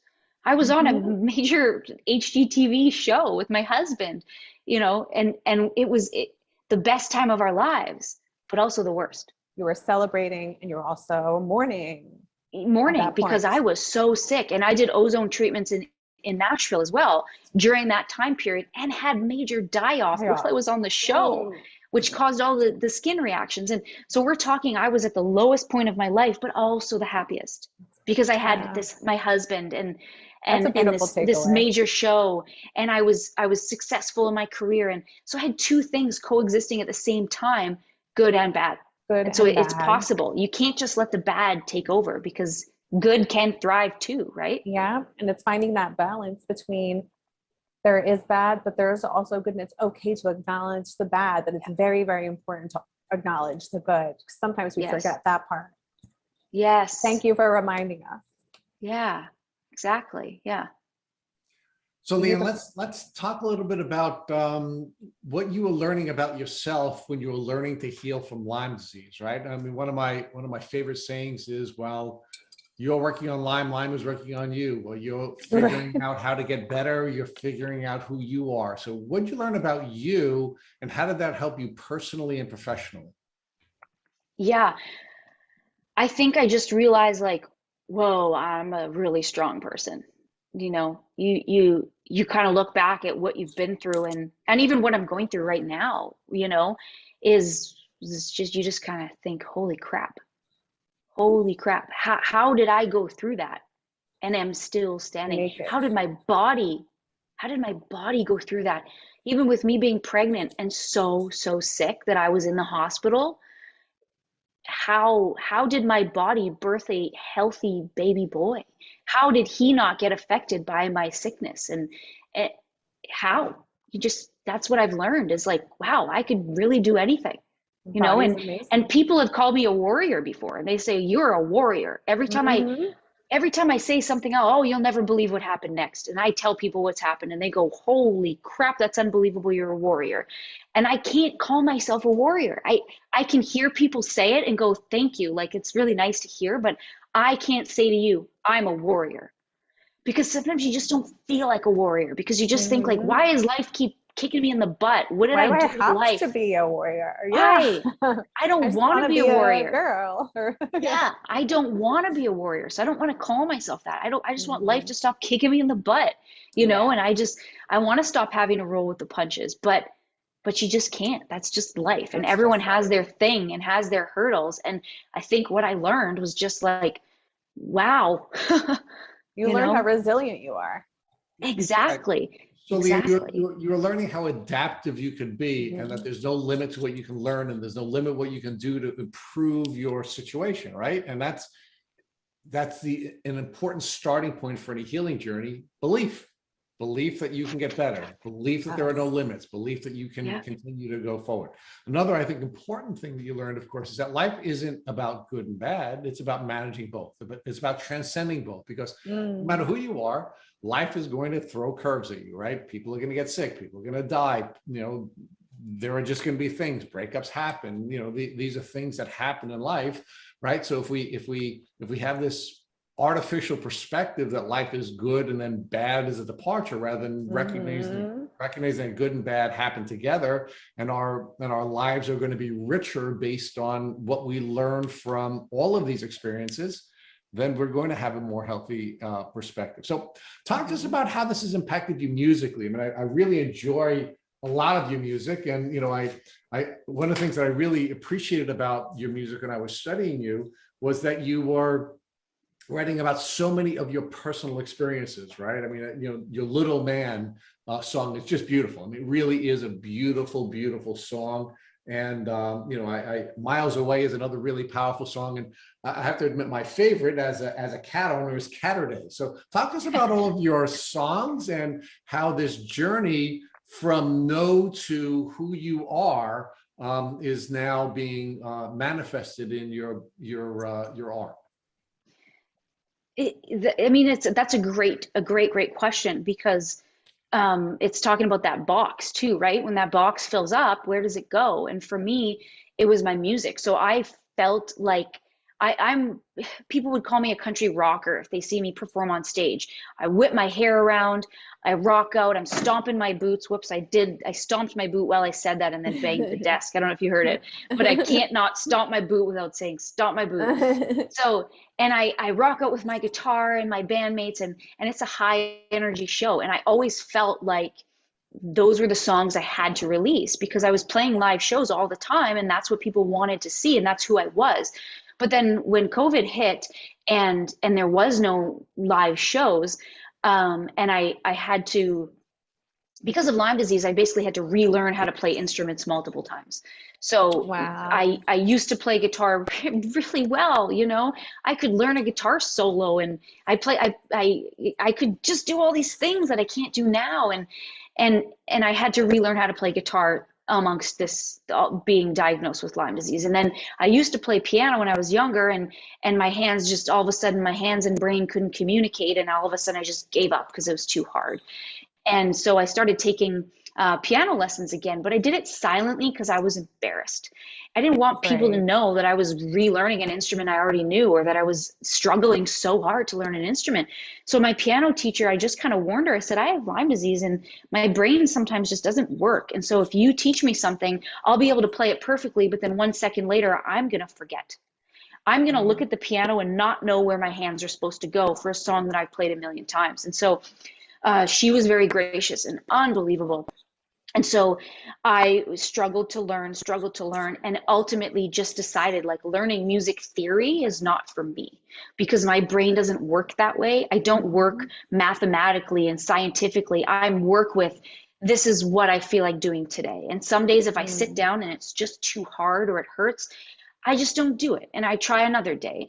And so I relearned how to play piano again for the umpteenth time or whatever people say during COVID. And my piano had just been sitting there collecting dust and was just a prop. And I learned how to play. And both the songs you referenced, Miles Away and Little Man, were basically the first songs I'd ever written on piano. Oh, wow. Because it was just too hard for me, and my brain, my mouth and my brain and my hands just couldn't communicate properly. And I sat, you can ask my husband, I sat in my music room forever, just trying to learn songs and to just work at it and work at it. And eventually I wrote this song. And so they're personal songs where all of a sudden I thought, I don't need to be anybody. I don't need to be a country rocker, what people want me to be. And I want to write a damn song about my cat. So you know what I'm going to do? I'm going to write a damn song about my cat, because in the music industry, you're told you have to fit in a box. So we're going back to the box thing. You got to fit in that box and you can't go out of it. So if you are a country rocker, you are a country rocker. You want to write about your cat? Nope. Nobody wants to hear about your cat. Go back in your box. You want to write about your son and have it be a sentimental song about being pregnant and a human moving inside your belly. Nope. You can't do that. Go back in your box. Again, hearing the word no, because I want to be who I am. Yes. So COVID and being sick and having challenges and even social media just taught me, be who you want to be. If I want to release a song about a cat, heck yeah, I'm going to release this song about my cat. And I actually wrote that song because I was having writer's block and my brain wasn't working. And so my husband and I started writing down random words and putting them in a hat. And each day I would force myself, I wasn't feeling well, and I would force myself to go into my music room, tune my guitar, and grab a random word. And I forced myself. I said, I will not leave this room until I have written a song about a random word. And Catterday was one of the words that day, and I wrote it and loved it. And I said, I'm just going to share this. So I shared this song about Catterday and everyone loved it. And eventually, fast forward, once we were allowed back in recording studios, I recorded it as a joke. And then all of a sudden I was like, this is cool. I think I'm going to just release it, because who gives an F if I'm not in my box, part of my language. I don't want to be in a box. I'm going to release this song. And people loved it. Does it have a lot of streams on Spotify? No, because it's not a Spotify song. It's TikTok. People are making videos from across the world who don't even speak the same language as me with this song. Yeah. And on TikTok and Instagram Reel. And it's just so cool. I've connected with this cat world of people who love cats. I was going to say, it's funny, the songs that you would think, or the labels or the industry would think aren't relatable because they don't fit your mold, are like super relatable for everybody else, because we all love our cats, we all love our dogs, we all love Saturday with the kitties, and like if that's what's relatable, you are relatable. It's being yourself. And I think all of this that we're talking about made me realize, like, I'm a songwriter. I love being an artist, but I'm a songwriter. Why am I not sharing these songwriter songs? And people at radio with the last couple singles were like, oh, it's too personal. You can't talk about being pregnant as a female in this world. You can't say these things. What else are we supposed to talk about? And I just said, but that's what I want to say. It's my story. And during COVID, my husband and I, our wedding got postponed so many times that eventually we said, let's just get married. We're sick of waiting. We don't know when it'll be safe for people to travel and gather in large numbers. We ended up getting married in an Elvis chapel with our cat as the cat of honor in a cat backpack. And we decorated with streamers, and it was a sign that said cat of honor. And we got married by Elvis. We still to this day have not had a wedding. And will I fit into my wedding dress after having a baby? I've cried about it. I'll be honest. I want to wear my damn wedding dress, but I don't think I'll be able to fit into it because it fit like a glove at that moment in time, right? Yes, and we just said we are so over letting life just throw curveballs at us and us just dodging to try to miss them. We're going to just we're going to figure it out. So what we did was we told my family and friends, we're getting married this day. We're going to the courthouse. That's what everyone thought. I said, we have a big surprise. We're streaming it live. You don't want to miss it. And people are going, what's your surprise? Like, what is it? And nobody knew. And so people were guessing, oh, tell me. I won't tell anyone. We wouldn't tell anybody.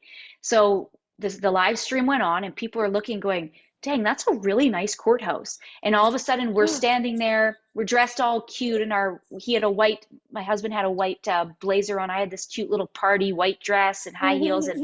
And we said, here's our surprise. And we kind of went like this, and out walks Elvis. And the whole family, during like the darkest time of their lives, during COVID, where they're stuck in their houses, they can't go outside, they're wearing masks everywhere. It was the darkest time of their lives and ours too. And we thought, how can we make this memorable for everyone rather than just going to the courthouse? Let's make it fun and memorable for everyone who can't be here.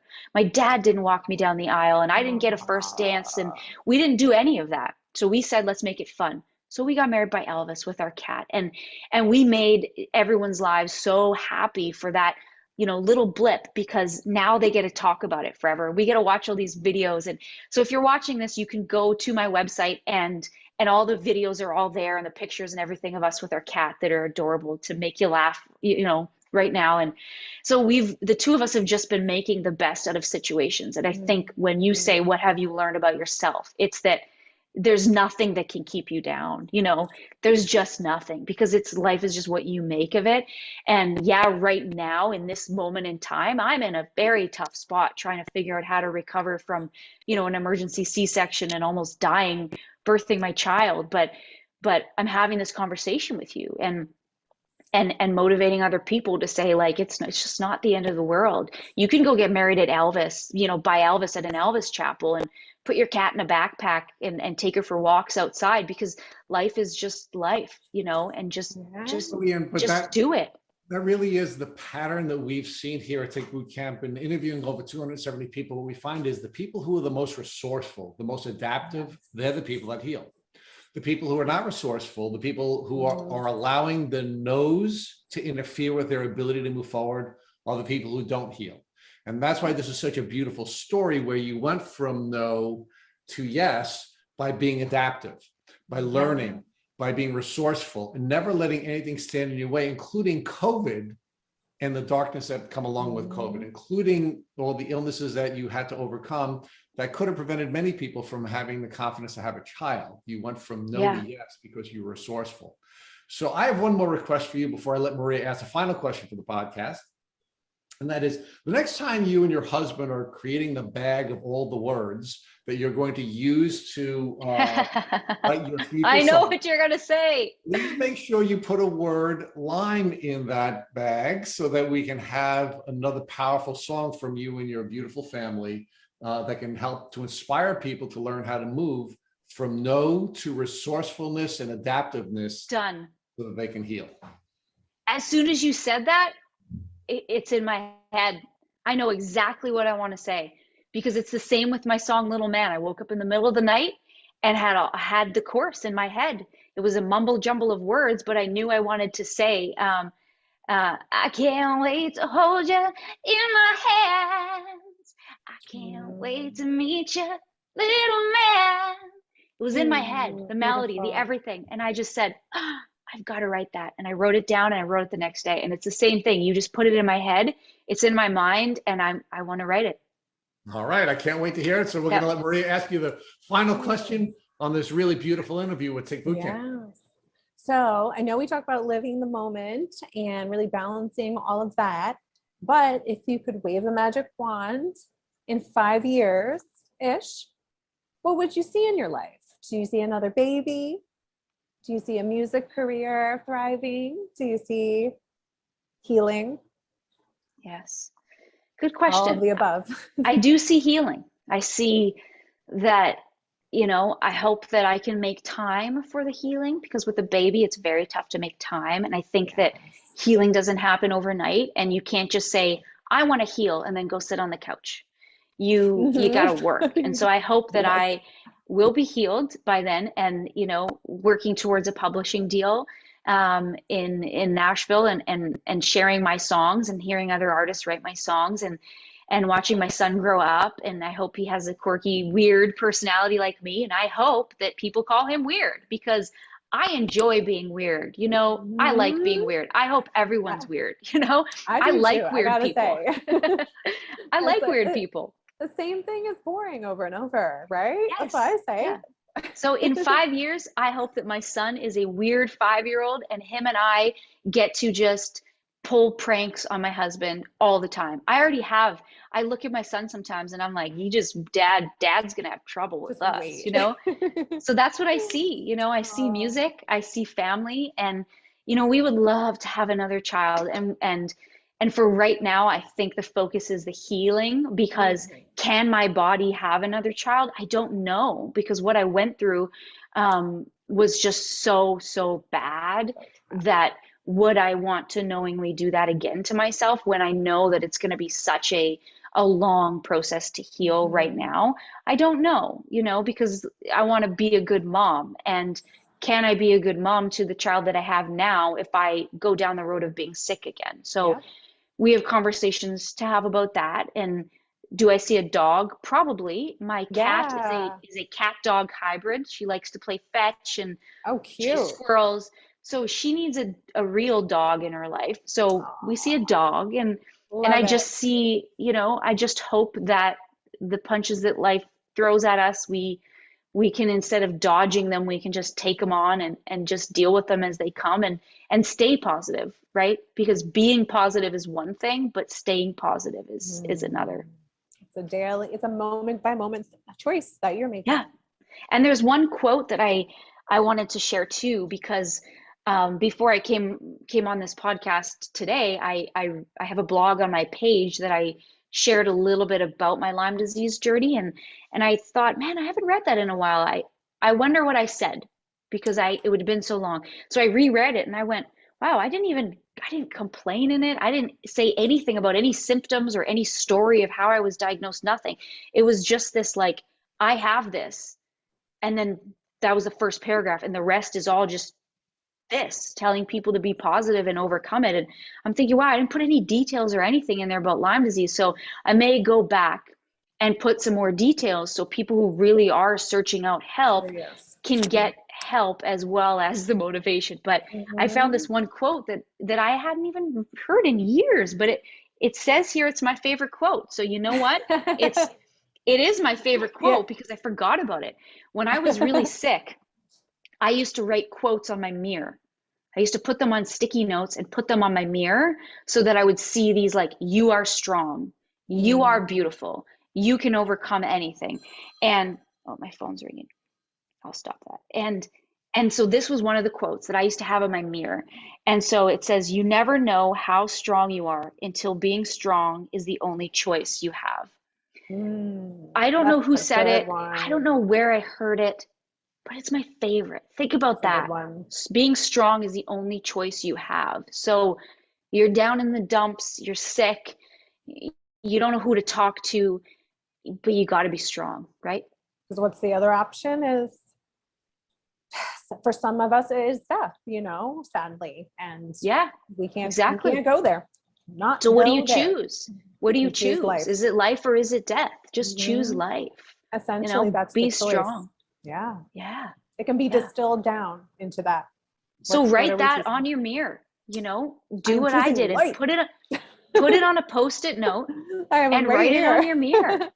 Write it on your mirror. I love that one. I am choosing life. And for anyone out there who needs to hear that, Yeah. it probably wasn't just And me. you have no idea how strong you are until being strong is the only choice you have.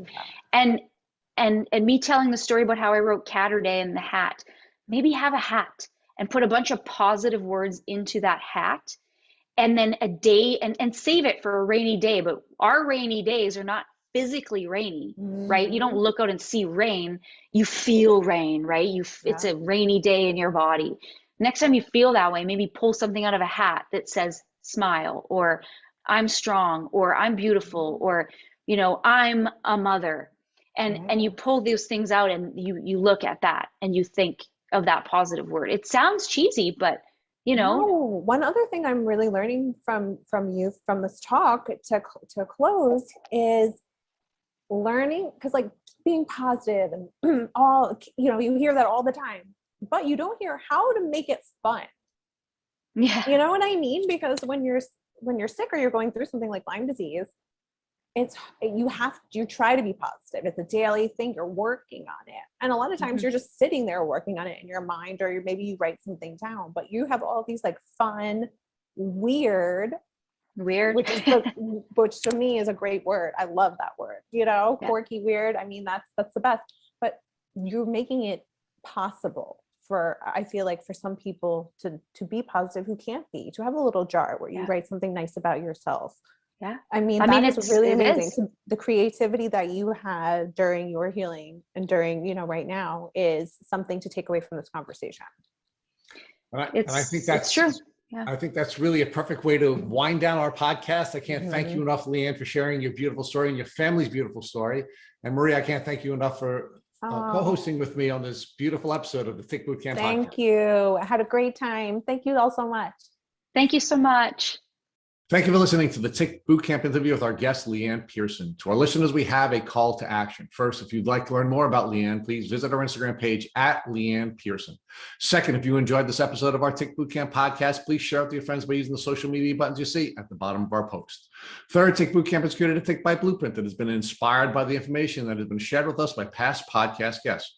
We urge you to visit our website at tickbootcamp.com/bite to view the blueprint.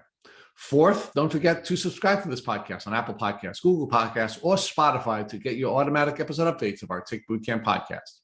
Fifth, if you'd like to search our podcast library of over 250 episodes for specific keywords, please visit tickbootcamp.com/search. And finally, if you'd like to share feedback with us here at Tick Boot Camp, please use the contact form on our website or DM us on Instagram. Thank you as always for listening.